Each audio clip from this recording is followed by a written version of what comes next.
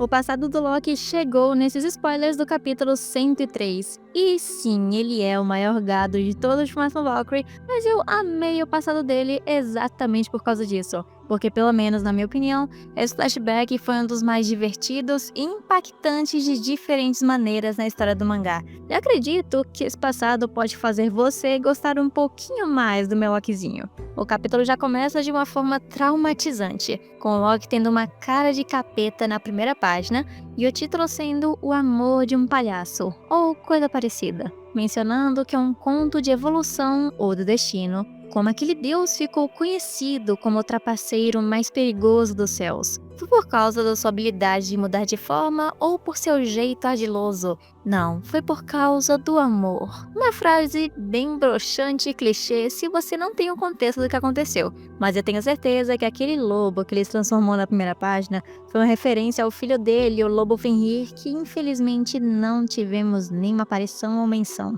E o capítulo continua descrevendo Loki com uma existência anômala de uma natureza diferente. E o que vem depois disso é absolute cinema. Porque aqui fala que Loki, tendo o sangue dos gigantes de gelo, os inimigos dos deuses, ele era um deus que possui um poder a par de Thor e Odin.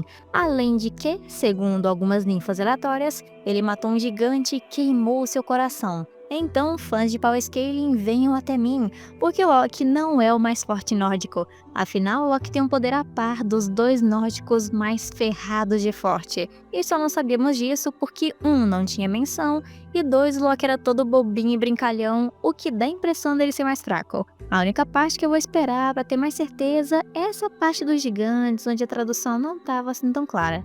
Eu esqueci de mencionar, tivemos um Loki emo gótico das trevas nesse capítulo, com direito a tatuagens, gargantilha e um piercing bem do ladinho da boca, um roqueiro no estilo anos 2000. Mas ainda assim, ele era profundamente respeitado pelos seres que ficavam nos céus e pelas valquírias, sendo mais temido e evitado do panteão nórdico, enquanto, perto dele, naquele caminho, estavam algumas das valquírias principais se reunindo para brincar e se divertir entre si, e com os novos designs de algumas das personagens, usando as roupas mais clássicas, como vestidos simples e fofinhos. E graças a isso, até algumas valquírias um pouco mais esquecidas tiveram algumas frases e palavras a mais para falar no capítulo, como a Gundur, Handgritz e Reginleif, que estão tão lindas quanto as outras nessas roupinhas mais clássicas. E quando Loki estava passando logo ao lado delas, algumas estavam tendo uma pequena guerrinha de frutas.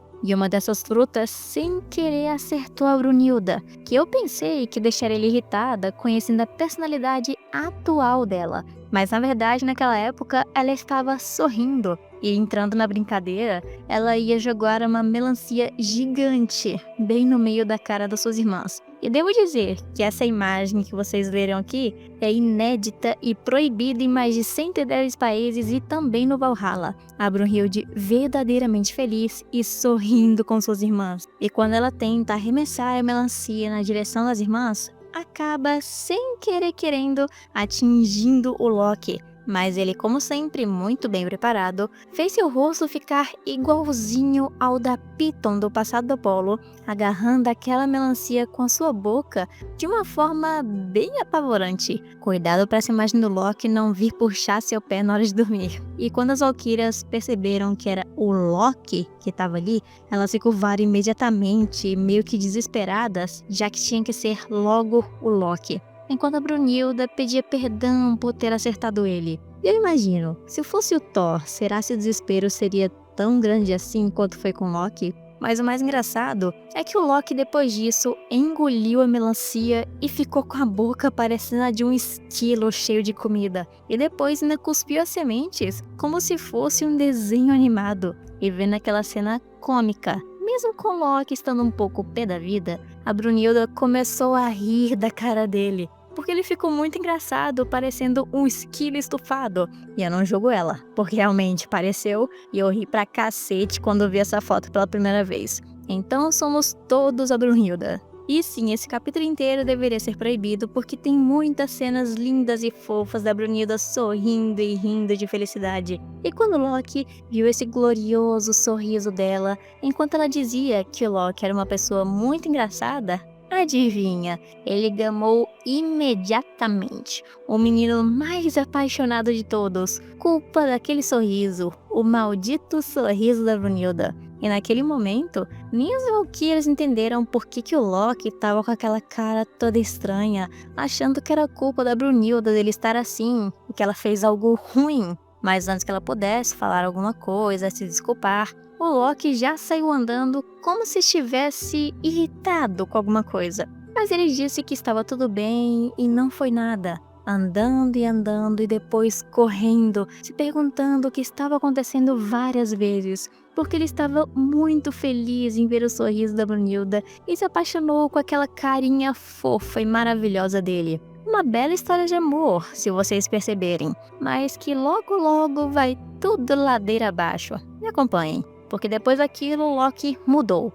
Infelizmente, ele deixou de ser emo, já que ele estava divino naquele estilo, e começou a pegar peças no Valhalla, a qualquer hora, com qualquer um, principalmente deuses. Tudo para ele conseguir ver um sorriso no rosto da Brunilda, chegando até o ponto de atrapalhar uma reunião entre Zeus e Odin, raspando a cabeça do Ares, deixando ele mais calvo do que aquele tio baixinho que todo mundo tem, fazendo ela rir o tempo todo. Tudo por um único desejo, de ver ela sorrindo para ele. Até que um dia, ele conseguiu pegar ela de surpresa correndo pela biblioteca com nada mais nada menos que o Mjolnir do Thor nas costas. Sim, ele roubou o martelo de Thor pelo sorriso da Brunilda. Se isso não é dedicação, eu não sei o que é. E ele ainda por cima ficou puxando ela por meio da confusão, dizendo que só pegou o Mjolnir emprestado e correu com ela enquanto Thor estava perseguindo os dois mais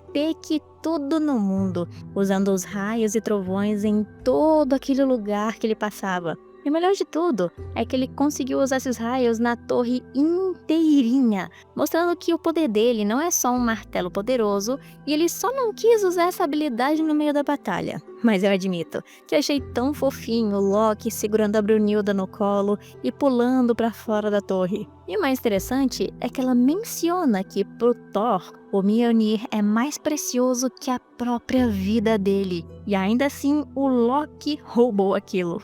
Um gênio incompreendido, se vocês me permitem dizer. Mas isso deixou a Valkyria desesperada, porque ela nunca conseguia se desculpar o bastante pro Loki. Mas ainda assim, ele conseguiu fazer ela rir, porque ela nunca sentiu tanto medo assim na vida.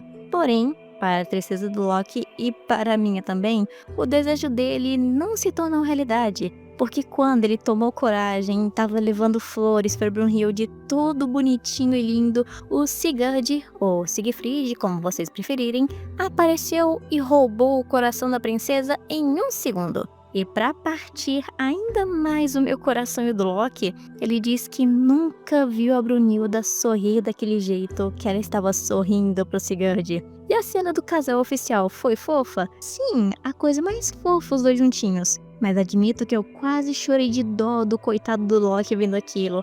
Ele só queria ver o sorriso dela direcionado para ele. E ainda assim, o Sigurd pegou tudo de uma vez. E um detalhe interessante que vocês provavelmente não perceberam, o enfeite de cabelo que a Brunilda usa atualmente foi o Sigurd que deu para ela. Porque até aquele momento ela não usava o enfeite. E o mais legal é que no Ragnarok ela não tira aquele enfeitezinho de cabelo pensando nele o tempo todo. Além de que o Sigurd tá um gatinho todo arrumado. Meu Deus do céu, que homem! Os homens Shumatsu são lindos. Mas a presença do Sigurd era uma ameaça pro Loki, que já estava com raiva sem nem conhecer o cara. E foi por isso que ele fez a maior cagada de todas. A cagada mais colossal de todo o mangá de Shumatsu no Valkyrie. O Loki teve a brilhante ideia de se transformar no Sigurd depois de conseguir tocar nele de alguma maneira. E usou a aparência dele para ir lá matar o dragão Fafnir com a espada roubada do Odin.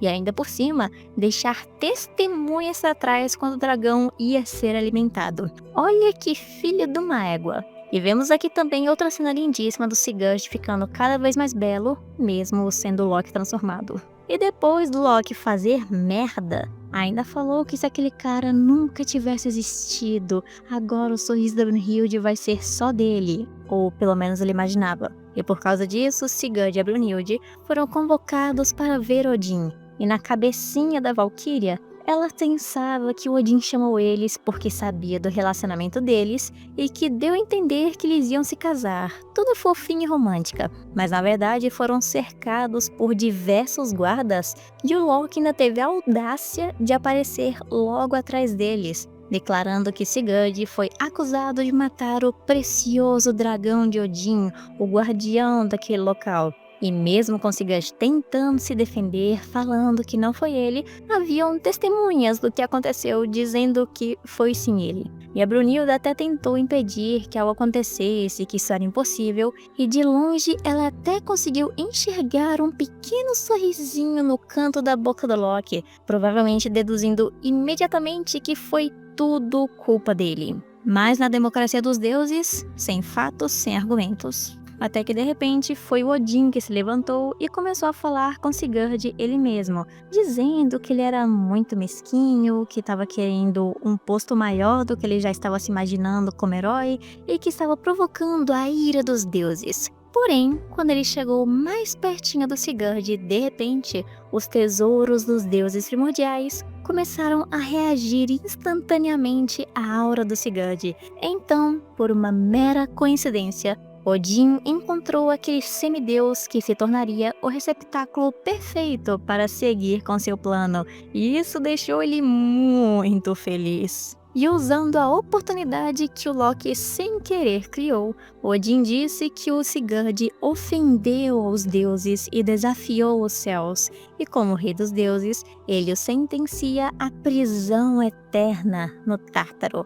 E a cena da Brunhilde tentando ir até o Sigurd, enquanto eles gritavam o nome um do outro, foi linda e maravilhosa, e até que bem triste, enquanto Loki bem dane-se pra tudo, nem ligando pro que aconteceu. Mas até o Loki pensou que aquilo era só uma coincidência, e que foi uma punição meio grave demais para algo assim. E deixando ele de lado, foi lá ver como estava Brunhilde depois disso, pensando que as coisas voltariam a ser como era antes, e que aquilo traía uma felicidade infinita. Mas, para a surpresa dele, a coisa mais óbvia aconteceu. A Brunhilde se tornou a mulher mais depressiva do mundo sem o homem dela do lado, olhando para as fotos que eles tinham juntos de casal, a coisa mais fofinha, enquanto Loki estava ali do lado, tentando animar ela, falando que ia fazê-la rir, que ia se divertir, e até mencionou que era bem conhecido no Helheim também, e poderia mandar cartas dela para o Sigurd caso ela quisesse. Mas então, com o olhar mais frio e congelante de todos, ela recusou olhando na cara do Loki, provavelmente sabendo que foi tudo culpa dele. Mas ainda assim, o Loki foi persistente e queria ver ela sorrir do jeito que podia, e tentava a divertir todo santo dia. Mas não adiantava nada. E por causa disso, vemos um comportamento meio yandere do Loki, escrevendo no seu pequeno diáriozinho as coisas que tentou fazer com a Brunhilde para impressionar ela, até levando as tortas que ela gosta de comer o quanto quiser. Mas ainda assim, ela nunca sorri diretamente para ele. E dá pra ver aqui que o Loki já estava coringando esse ponto de tanto desespero de não conseguir o que ele queria, mesmo se esforçando pra cacete. E depois daquilo, para surpresa do Loki, a Brunhilde se tornou obcecada com Odin convocando Ragnarok, provando que o Loki realmente não faz a mínima ideia do plano do Odin, tudo isso foi só uma grande coincidência. E nessa página eu devo admitir que queimei minha língua. Porque adivinhem só, a deusa Morrigan apareceu no Shumatsu, aquela deusa lá do spin-off God's Apocalypse. Sendo que eu falei no dia mesmo desses spoilers que um deles nunca iria aparecer, então né, tomei uma no meio da cara pelo próprio mangá esse mês. Inclusive, no começo do mangá, lá atrás, quando o Incubus estava tentando fazer certas coisinhas com a Brunhilde, o Loki estava escondidinho, pronto para defender ela e matar ele. Mas, por coincidência, o Thor chegou primeiro e até viu o Loki ali escondido e ficou quieto. E mesmo com Loki se encontrando com a Brunhilde mais uma vez e seus olhos se cruzando, ela ainda não sorria, obviamente. E ele queria ter ela o mais cedo possível. Porém, entretanto, todavia, temos aqui a cena que me quebrou por completo. Porque o Hércules estava lá dizendo pro Loki que faz tudo pela justiça.